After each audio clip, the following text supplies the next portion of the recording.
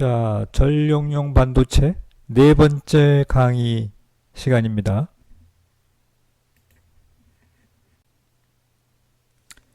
우리가 지난 3시간 동안 3번에 걸친 강의를 통해서 MOS 구조의 에너지 밴드 다이그램, 서멀 이퀄리브리엄일 때의 모습, 게이트에 전압을 인가했을 적의 모습을 공부를 했습니다.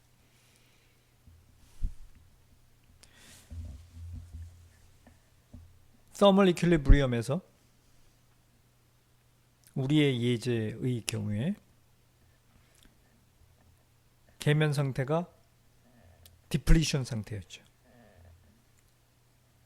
그죠?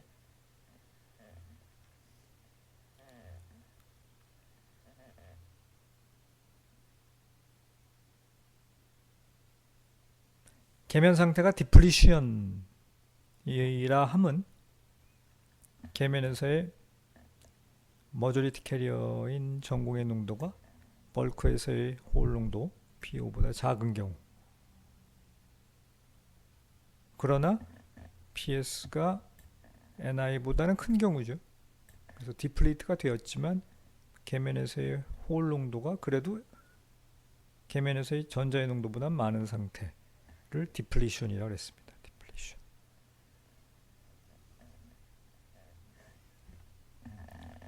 참고로 전자의 농도와 전공의 농도와 서피스 포텐셜 사이의 관계는 이런 관계니까 계면이 디플리션 상태일 적에 서피스 포텐셜은 얼마입니까? 라고 물어본다면 서피스 포텐셜은 얼마가 되겠어요? 서피스 포텐셜이 양수인 경우가 되죠. 양수인 경우.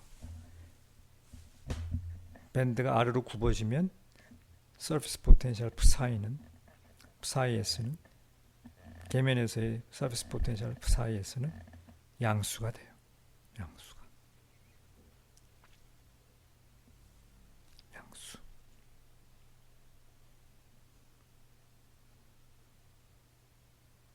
이 상태에서 만일 내가 양의 전압을 인가하게 되면, 음의 전압을 인가하게 되면 게이트 쪽에 에너지를 올려주는 거니까, 그죠? 음의 전압을 인가하면은 에너지는 마이너스 Q 곱하기 V니까, 마이너스 Q 곱하기 V니까 에너지를 올려주는 거죠. 포미 에너지 레벨을 올려주는 거죠. 이거를 들어 올리게 되면 실리콘 쪽에 포미 레벨을 끌고 내려가는 거니까 굽어졌던 밴드를 피게 되죠. 밴드가 플랫 밴드가 됩니다. 게이트에 네거티브 전압을 인가하게 되면. 얼마만큼의 크기의 전압을 인가하면 완전히 펴질까요? 플랫 밴드 볼테이지만큼. 플랫 밴드 볼테이지는 뭐죠? 따로 떨어져 있을 적에 메탈의 워크 펑션과 실리콘의 워크 펑션의 차이였죠. 이만큼의 전압을 인가하면 밴드는 완전히 펴지고 플랫 밴드 컨디션을 이루게 되고, 그때 계면에서의 전공의 농도는 바로 뭐가 돼요? 벌크에서의 홀 농도가 되고, 이때 서피스 포텐셜은 제로가 됩니다.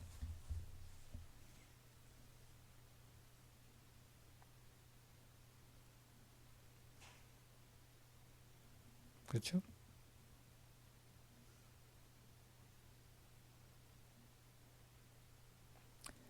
만약에 이 플랫 밴드 상태에서 내가 게이트에 네거티브 전압을 더욱더 인가하게 되면 게이트 쪽의 포미 레벨을 끌고 올라가는 것이죠. 그렇다는 얘기는 실리콘 쪽의 포미 레벨을 끌고 내려가는 것이죠. 이걸 끌고 내려가면 계면 쪽의 밴드가 위로 치켜들게 되죠. 그죠? 치켜듭니다. 위쪽으로 치켜드니까, 위쪽으로 이렇게 치켜들게 되니까 서피스 포텐셜은 뭐가 되는 거예요? 음수가 되는 것이죠. 어큐뮬레이션 상태에서는 서피스 포텐셜이 음수입니다. 맞죠? 플랫 밴드면 서피스 포텐셜이 제로, 디플리션이 되면 서피스 포텐셜이 양수가 됩니다. 오케이.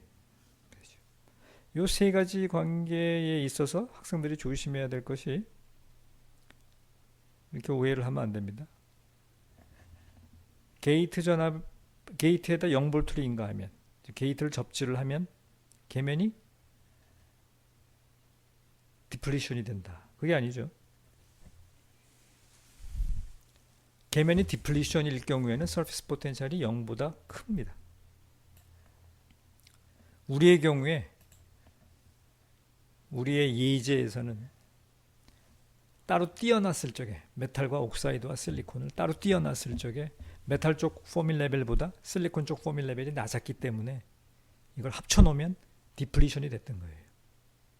만약에 우리 교과서 6-15도의 경우처럼 메탈의 포밀 레벨과 실리콘의 포밀 레벨이 따로 떨어져 있을 적에 같은 레벨이 있었다면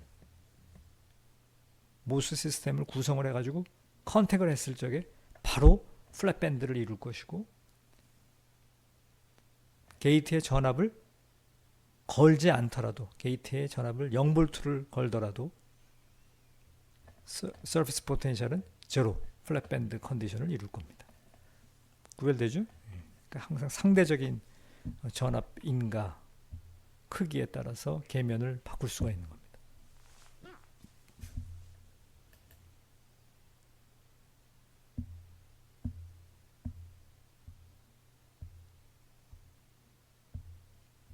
한편 우리가 계면 상태를 이렇게 디플리션 상태로 가지고 있다가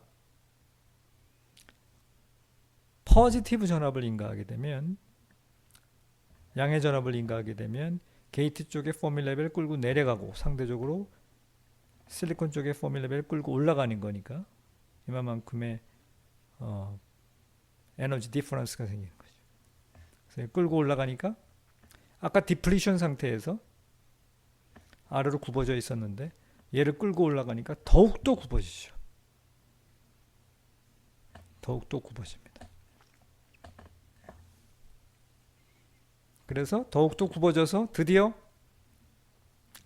계면에서 인트린직 레벨의 위치가 포미 에너지 레벨의 위치보다 밑으로 떨어지게 되면 밴드갭의 중앙의 밑으로 내려가니까 드디어 계면에서의 전자의 농도가 전공의 농도보다 많아지는 상태, 즉 인트린식 캐리어 컨센트레이션보다 더 많아지는 상태가 이루어집니다. 계면에서 전자의 농도가 전공의 농도보다 많아지니까 이제는 이게 세미컨덕터가 P타입이 아니라 N타입인가 보다 라고 얘기할 수 있는 거죠.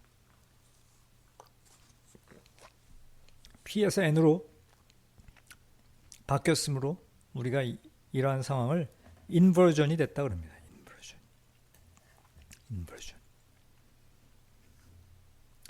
인버전이 일어나려면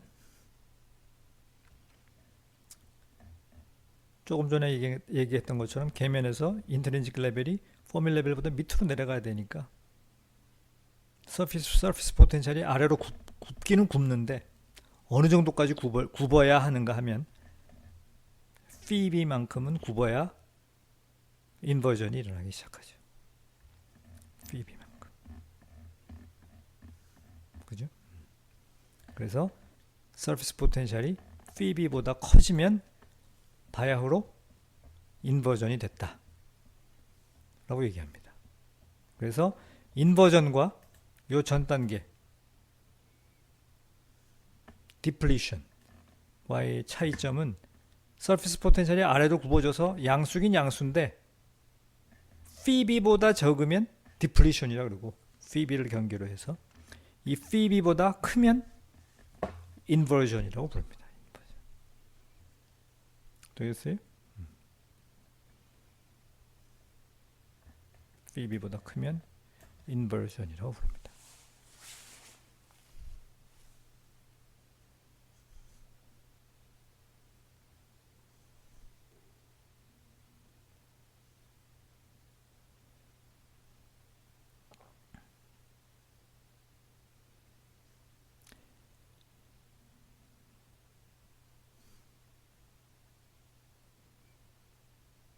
계면은 이제 P타입이 아니고 N타입이죠. 전자의 농도가 더 많으니까.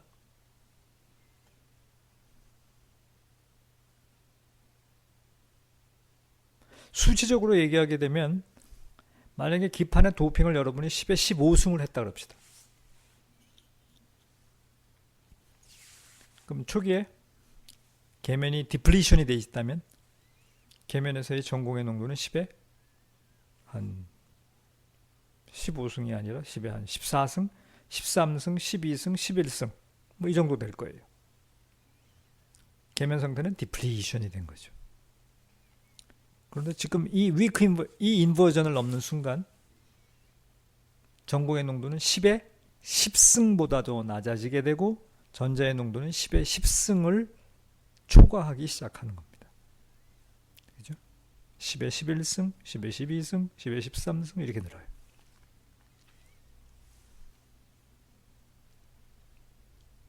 이하 선생님이 이 렉처 노트를 보니까 위크 인버전, 아마 스트롱 인버전 이런 얘기를 하려고 그러는 것 같은데 지금 이야기한 이 상황을 위크 인버전이라고 이야기를 한다면 위크 인버전과 스트롱 인버전의 차이는 뭘까요? 계면에서 전자의 농도가 늘어났긴 늘어났는데 NI 것보다 커지면 위크 인버전이라고 그러고 다음 페이지에 있는 것처럼 NS가 PO보다 커지면 PO가 뭐죠? 벌크에서의 홀 농도예요. 도핑 컨센트레이션 NA 를 넘어서게 되면 우리가 스트롱 인버전이라고 얘기합니다. 스트롱 인버전.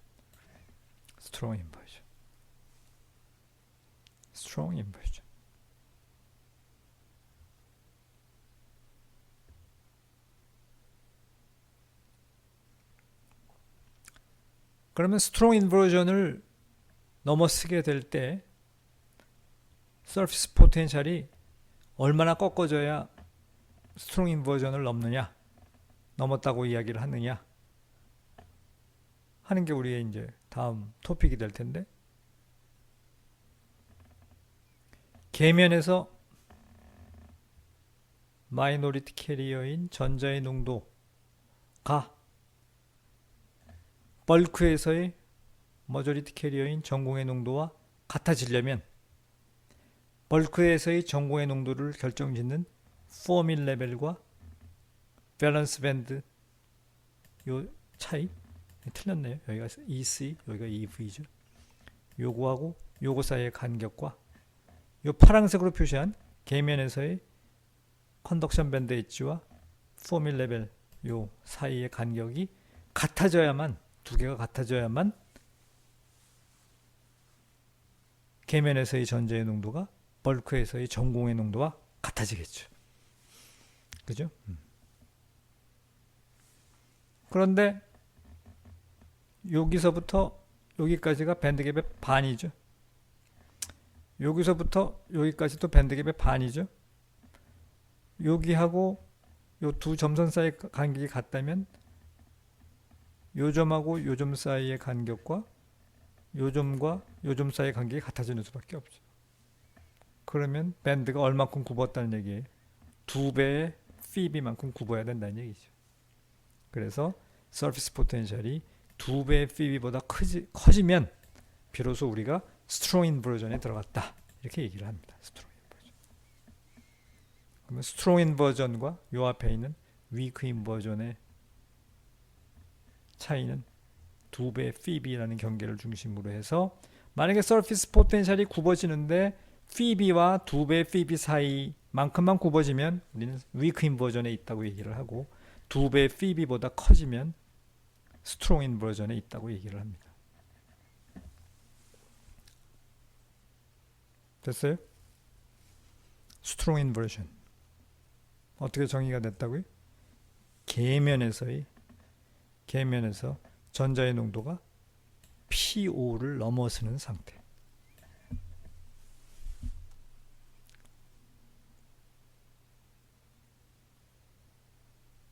이 스트롱 인버전을 넘어서는 상황을 우리가 threshold를 넘어섰다, 문턱을 넘어섰다 이렇게 얘기를 해요.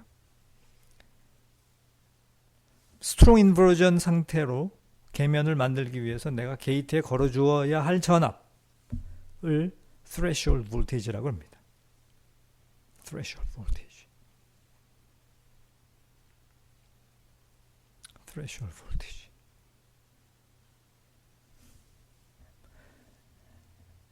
우리가 강의를 처음 시작할 적에 슬라이드를 보면 이게 MOSFET 구조라고 그랬어요. 여기가 소스라고 그랬고 여기가 드레인이라고 그랬어요. 보시다시피 여기는 소스는 N으로 만들고 N형 세미컨덕터로 N 도핑을 하고 드레인은 역시 N 도핑을 합니다. 가운데 이 부분은 P-타입 실리콘이에요. P-타입 실리콘. 그래서 소스를 만약에 접지를 시키고 드레인에다가 가령 5V를 전압을 인가를 하더라도 이 N하고 P 사이에는 여기다 5V를 걸고 여기 접지를 시키면 리버스 바이어스가 걸린 거죠. 그죠? 리버스 바이어스. 또 여기다 0V를 걸고 여기다 0V를 걸면 뭐 0V가 인가되는 거야. 전류가 흐를 수가 없어요. 그죠? 그래서 결국은 여기와 여기 사이에도 전류가 못 흐르고 여기와 여기 사이에도 못 흐르니까 소스와 드레인 사이에 전류가 흐를 수가 없죠. 드레인에 5V, 소스에 접지, 바디에다가 접지 이렇게 놓으면 전류가 흐를 수가 없습니다. 소스하고 드레인 사이에. 분명하죠? 그런데 만약에 게이트에다가 threshold voltage를 걸어서 옥사이드와 실리콘 사이 이 계면에다가 계면의 상태를 스트롱 인버전 상태로 만들어 준다면 옥사이드와 실리콘 사이에 이 계면에 뭐가 만들어지는 거예요? 일렉트론, 인버전된 일렉트론이 면전화가 샥 하고 만들어지는 거죠. 이 경계면에. 지금 설명한 그 메커니즘에 따라서. 그렇게 되면 여기 소스와 드레인 사이에 전류가 흐를 수 있게 되죠.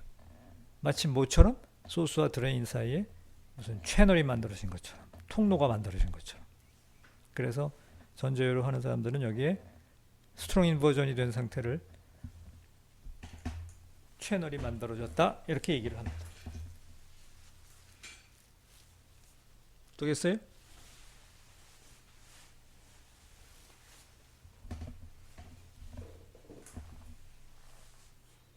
여기서 조심할 거는 여기에 위크 인버전이 된 상태에서도 사실은 여기 P타입이 N타입으로 바뀌었죠. 그죠? 그러니까 거기 일렉트론이 만들어졌다라고 볼 수도 있어요. 여기.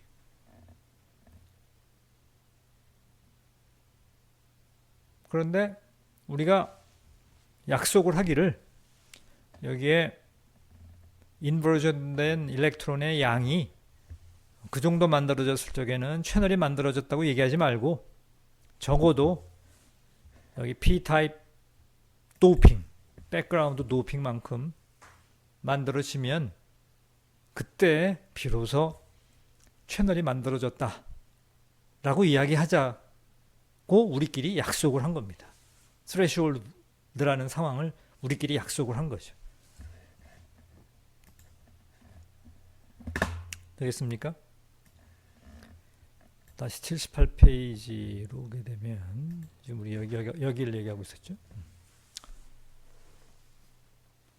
그래서 threshold라는 상황은 surface가 얼마큼 굽어져야 돼요? 2배의 pB만큼 굽어지는 이 상황을 threshold 상황을 우리가 맞이했다 이렇게 얘기를 합니다. 그때 인가해야 할 전압을 threshold voltage라고 얘기합니다.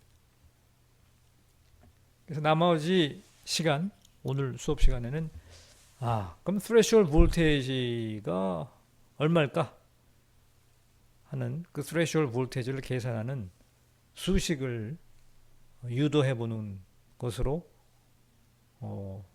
강의를 이제 진행을 하게 됩니다.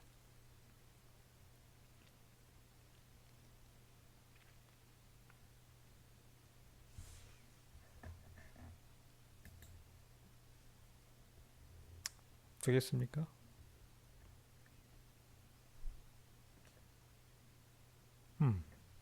서피스 포텐셜이 얼마일 때 스레시홀드인가를 뭐 입증하는 증명해주는 그림이에요. 조금 전에 얘기한 것처럼 스레시홀드 상태에서 계면에서의 요 간격, 이걸 델타라 그러면 요 간격이 벌크에서의 요 간격과 같아야 되는 거죠.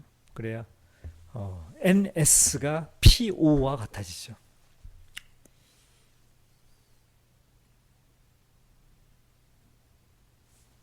그런데 노란색으로 표시한 요게 뭐예요? 밴드갭의 반이죠.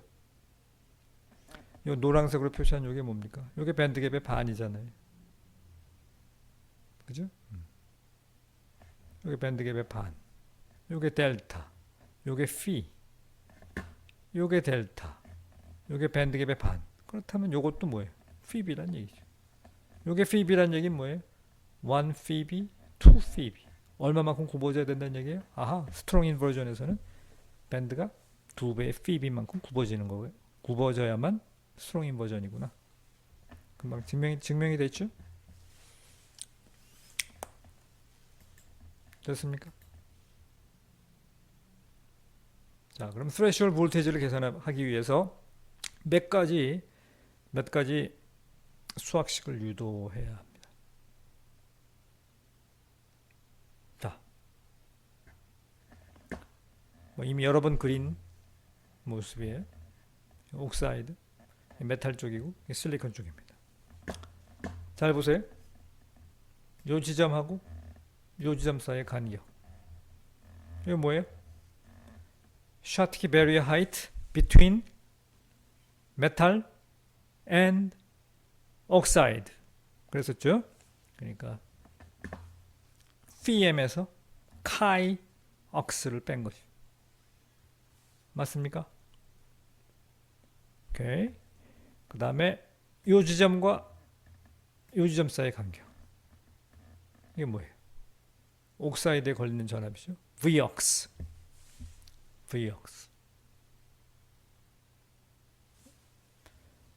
여기다 Q를 붙이면 에너지가 되는 거고 일렉트론 볼트가 되는 거고 Q를 떼어내면 볼트가 되는 거죠. 다음 요 점하고 요 점 사이의 간격 뭡니까?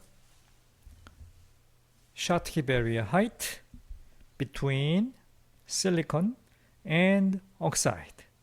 맞죠? 카이S에서 카이 억수를 뺀 거죠. 요 점하고 요 점 사이의 간격. 이게 뭡니까? 메탈의 워크 펑션과 메탈이 실리콘의 워크 펑션과 실리콘의 일렉트론 어피니티의 차이죠. 그러니까 PS 빼기 카이S죠. 됩니까? 그러면 잘 보세요. 요거 더하기 요거는 요 샷키 베리어 하이 더하기 요거와 같습니까? 다시 얘기하겠어요. 요 샷키 베리어 하이트에다가 요 V옥스 옥사이드 걸리는 전압을 합친 거는 요 샷키 베리어 하이트에다가 요걸 더한 거와 같습니까? 같지 않죠? 오른쪽에 있는 거에다가 선생님이 뭐만큼 더 더했어요? psi-s만큼 더 더했죠. 그러니까 빼야 되겠죠. 2번 더했으니까. 그죠? 그럼 그걸 등식으로 쓰게 되면 요거 더하기 요거는 요거 더하기 요거 에서 빼기를 psi-s 등식이 성립하죠. 좌우변 우변을 두리번 하면 여기 Q옥스랑 여기 Q옥스 지우면 되겠죠. 똑같은 게 있으니까 좌우변에. 그 다음에 여기 카이S랑 여기 카이S가 지워지죠. 그 다음에 모든 항에 Q가 있으니까 Q 다 지워버리고 이걸 이쪽으로 넘기면 Pm 빼기 PS 넘어갔으면 더하기 psi-s 더하기 Vox equal 0 이렇게 되죠. 그런데 우리가 메탈의 워크 펑션과 실리콘의 워크 펑션의 디퍼런스를 뭐라고 부르자 그랬어요? 플랫밴드 볼테이지라 그랬죠. 따라서 이 식은 뭐로 바뀌어요? 플랫밴드 볼테이지에다가 psi-s에다가 Vox를 더하면 제로라는 식을 얻게 되죠. 됐습니까? 이게 언제 성립하는 식이에요?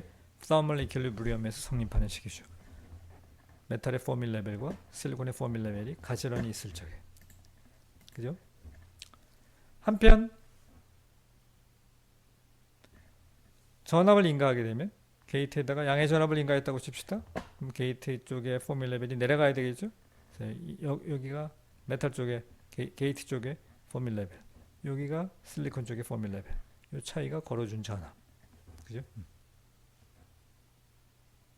맞죠? 그러면은 보세요. 틀렸네요. 놔두고 요게 뭐예요? 요게 틀렸네. 이렇게 되네. 보세요.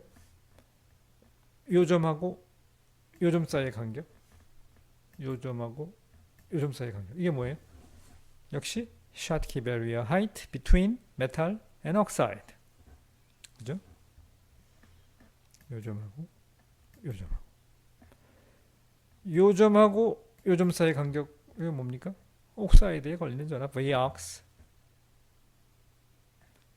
다음 여기하고 여기 사이에 걸리는 전압 요게 뭐예요? Schottky barrier height between silicon and oxide. 요거죠. 그 다음에 요 간격이 뭐예요? 굽어진 정도니까 surface potential psi-s. 됐죠? 요 간격은 뭐예요?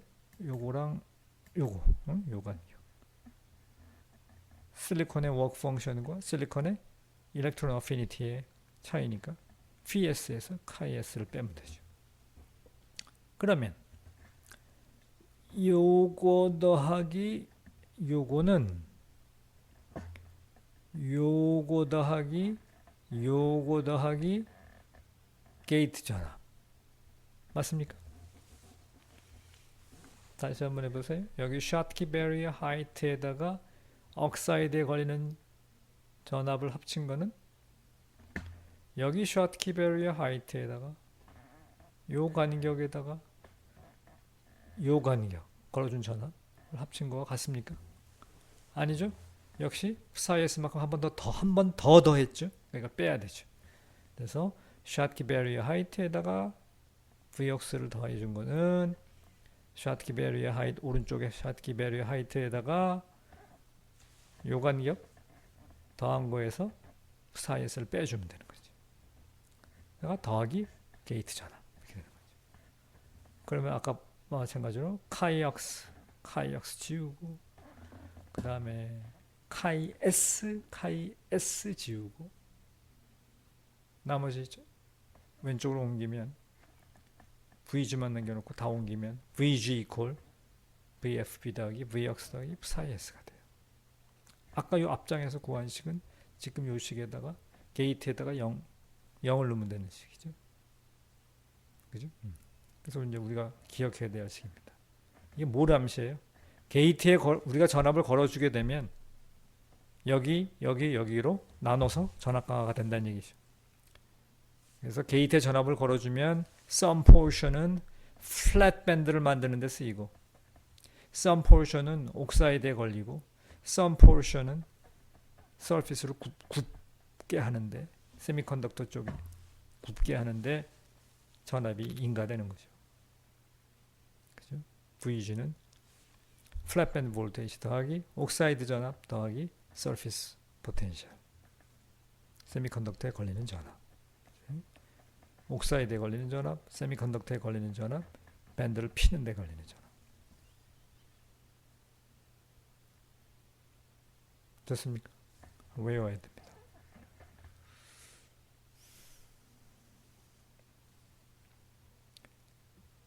제 3강에서 아마 얘기한 적이 있었는데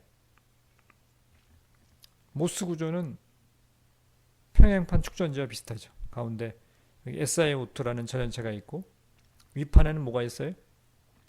양의 전하가 존재를 하죠. 양의 전하. 델타 펑션식으로 면 전하가 쫙 존재하고 세미컨덕터 쪽에는 여기에 뭐가 있어요? 디플리션 차지가 있죠. 아이오나이즈드 보론들이죠. 아이오나이즈드 보론들. 음이온들이죠. 자기는 네거티브하게 음이온들. 그래서 아직 인버전이 일어나기 전이라면 이 아이오나이즈드 된 보론들의 총량과 여기 있는 양전하의 양이 같아야 된다 그랬죠. 가우스의 법칙에 따라서. 그죠? 미온화된 억셉터들. 그죠? 얘를 디플리션 차지라고 부릅니다. 디플리션 차지. QD라고 표현을 해요. QD. 그리고 우리가 인버전에 들어가게 되면 여기에 SiO2와 실리콘 사이에 계면에 뭐가 생겨요? 인버전 차지가 생기죠. 일렉트론들이. 다 봤어요? 일렉트론들이 생겨요. 이게 QN이죠. QN으로 표시합니다. QN. 메탈 쪽에 있으니까 메탈 차지 QM이라고 합니다. QN. 가우스의 법칙에 따라서 QM은 QN 더하기 QD가 되겠죠. QM 더하기 QD. 인버전 차지. 디플리션 차지. 됐어요? 디플리션 차지는 QNA 곱하기 W고 인버전 차지는 그냥 QN으로 뒀어요. 그래서 QM은 이거 더하기 이거죠. 이게 가우스의 법칙이죠. 3강에서 봤던 그림을 보여주면 이 그림이죠. 요게 뭐예요? 요게 QM이죠. 방금 QM. 양의 전하. 전체 반대쪽 이쪽에 요게 뭐예요? QD, depletion charge죠. ionized acceptor들, ionized 된 보론들, depletion charge, QD. 그리고 나서 인버전 상태에서 뭐가 만들어져요? 여기에 전자가 만들어지죠. 전자가. 인버전 차지. 여기 QN이 되는 거죠. QN. 그죠? QN. 이 그림을 한번 가져가 볼까요?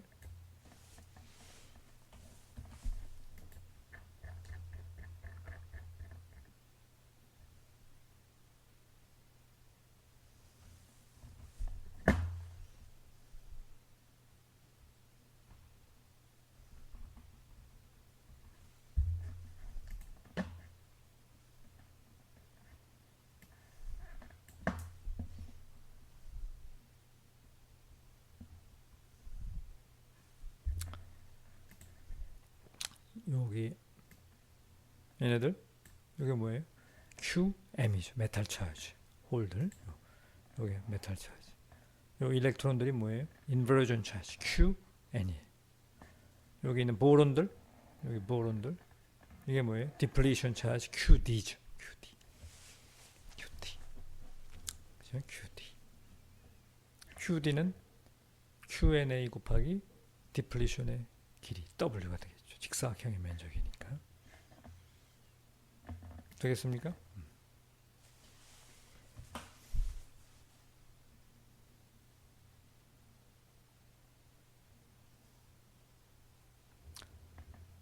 이 디플리션 영역에서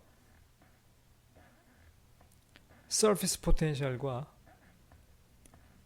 디플리션 위드 사이의 관계를 이 폭 사이의 관계를 한번 구해 보려고 합니다.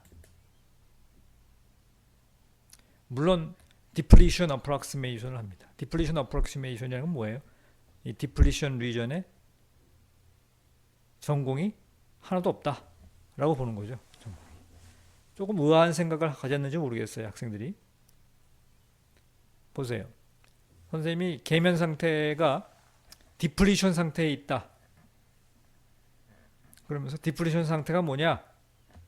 벌크에서의 전공의 농도가 10의 15승이라면 이게 포밀 레벨과 밸런스 밴드 사이 간격이 멀어졌으니까 디플리트가 됐다. 그래서 전공의 농도가 10에 17승, 10에 15승이던 것이 10에 14승, 13승, 12승, 11승 이렇게 떨어지는 게 디플리션이다 라고 얘기를 해놓고 사실은 그림 그릴 적에 여기다가 전공을 하나도 안 그렸어요. 좀 이상하지 않습니까? 그죠? 10에 11승, 12에 12승, 3승 이게 있다 그랬잖아요. 그럼 조금이라도 있으니까 그려야 되는 거 아닙니까? 근데 하나도 없다 라고 어프록시메이션 하는 걸 갖다가 디플리션 어프록시메이션이라고 합니다. 디플리션 어프록시메이션. 되겠어요? 디플리션 어프록시메이션. 디플리션 어프록시메이션. 그러면 포아송 이퀘이션이 라플라시안 포텐셜을 두 번 미분한 것이 마이너스 입실론 분의 전하 밀도니까 입실론 분의 Q 여기 디플리션에 있는 전하는 뭐예요? 오로지 보론밖에 없잖아요. 보론밖에.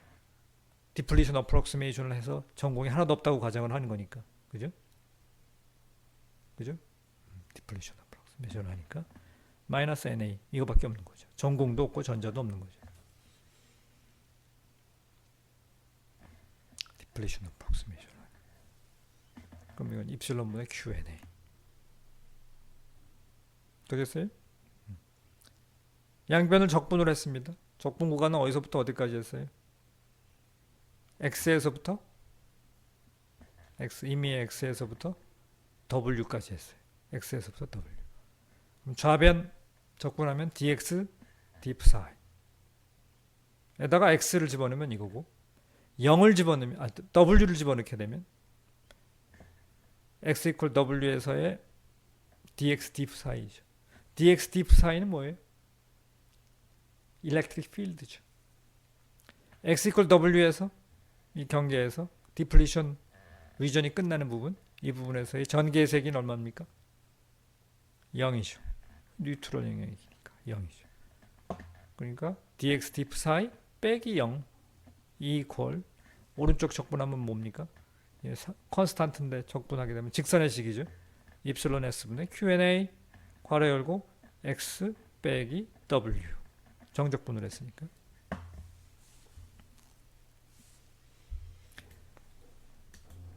한 번 더 미분해요. 한 번 더 적분해요. 정적분을 어디서부터 어디까지? x equal 0에서부터 w까지. 그럼 좌변 적분하게 되면 psi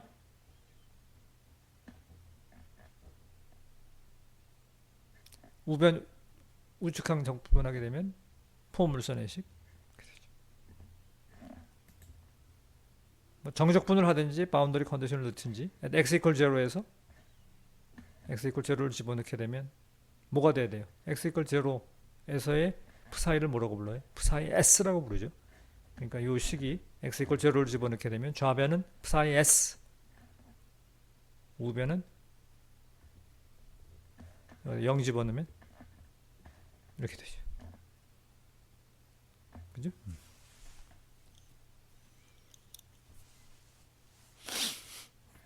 따라서 psi는 이래서 C가 나왔으니까 psi는 이런 꼴이 되죠. x equal 0에서의 psi를 psi s라고 부르는 거죠.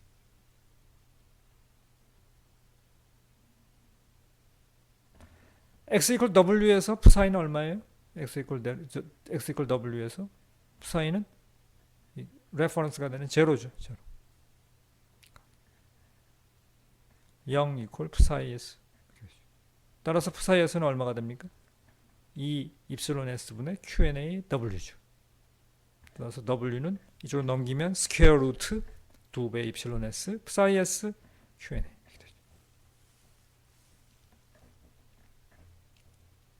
w의 길이가 나왔으니까 QD가 나오는 거죠. 총 디플리션 차지. 여기에 디플리션 차지가 총 몇 개가 있느냐? 제제곱 센티미터당 몇 개가 있느냐? Q&A에다가 W를 곱하면 되는 거죠. Q&A에다 W를 곱하면 되죠. 2 입실론 S Q&A psi S 이렇게 되죠. Q에다 Q&A를 곱하면 Q&A가 분자로 올라가죠.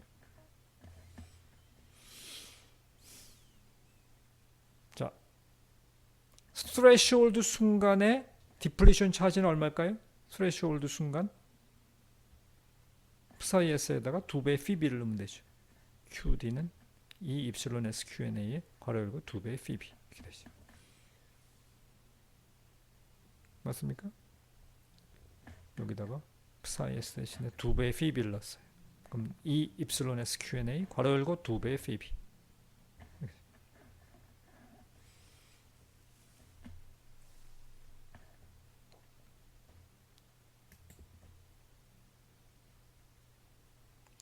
자, threshold 볼테이지를 구해봅시다.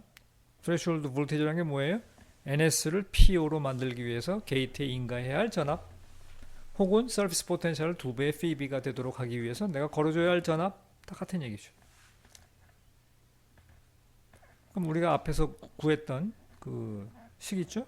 VC는 VFB 더하기 VX 더하기 psi-s 이 식에서 threshold에서의 게이트 전압을 VT라고 그러는 거죠. VT 빼기 VFB는 threshold에서의 옥사이드 전압 더하기 psi-s죠. threshold일 때의 psi-s를 뭐라고 부르자 그랬어요? 2배의 pB라 그랬죠. 2배의 pB. 옥사이드 양단에 걸리는 전압은 옥사이드에 저장되어 있는 전하를 캐패시턴스로 나누면 되죠. 되겠습니까? 그러니까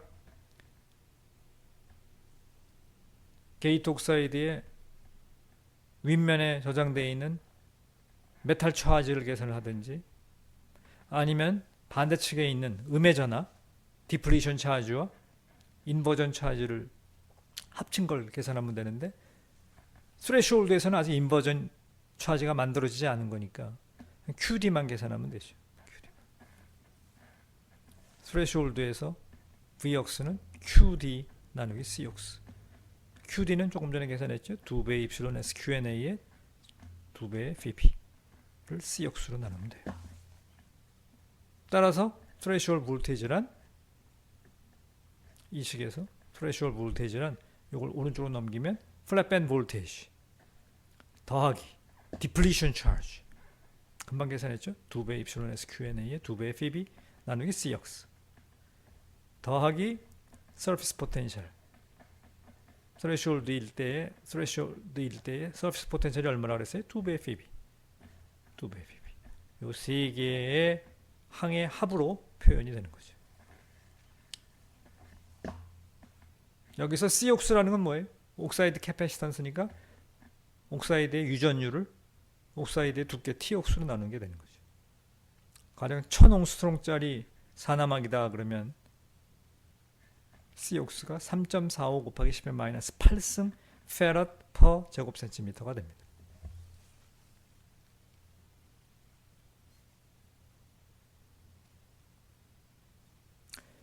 전자유로 하는 사람들은 스퀘어 루트 2 입실론 S Q NA 를 C옥수로 나눈 값을 이 앞에 거 요거를 사람들이 감마라 그럽니다. 감마. 그래서 threshold 볼테이지란 VFB 더하기 감마 스퀘어 루트 2배의 pB 더하기 2배의 pB 이런 식으로 표현합니다. 외워야 되죠.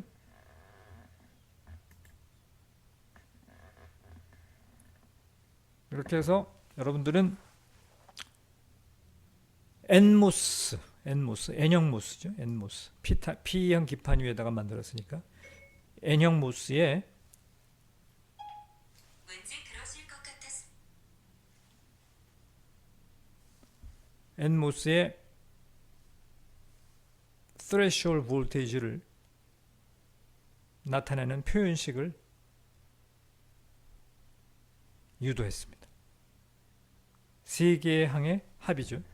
플랫밴드 볼테이지 더하기 디플리션 차지. threshold 상황에서의 디플리션 차지의 총량이죠. 더하기 밴드가 굽어진 게 얼마큼 굽어지는가 하면 2배의 pB만큼 굽어지니까 세 번째 이 세 개의 합이 threshold 볼테이지의 표현식입니다.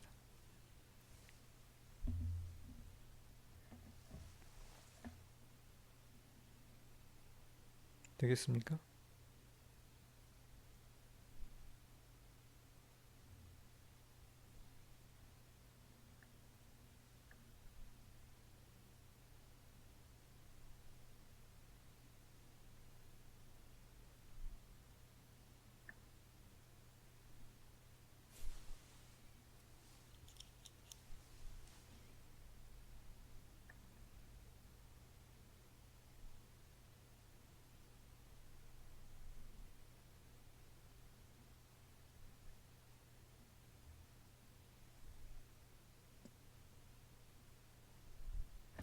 오늘 수업은 여기까지 하겠습니다.